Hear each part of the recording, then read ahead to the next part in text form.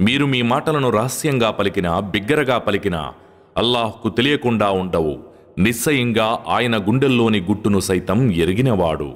ఏమిటి, పుట్టించిన ఆయనే ఎరుగకుండా ఉంటాడా? ఆయనైతే సూక్ష్మగ్రాహి, సర్వాన్ని కనిపెట్టుకుని ఉన్నవాడు. దరిత్రిని మీకు లోబడి ఉండేలా చేసినవాడు ఆయనే. కాబట్టి మీరు దాని మార్గాలపై నడవండి.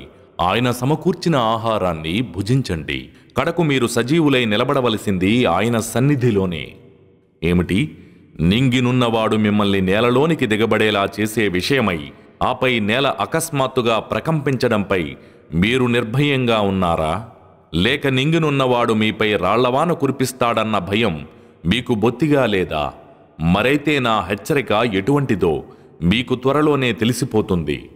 వీరి పూర్వీకులు కూడా ధిక్కరించిన వారే. మరి వారిపై నా దెబ్బ ఎలా పడిందో చూశారుగా.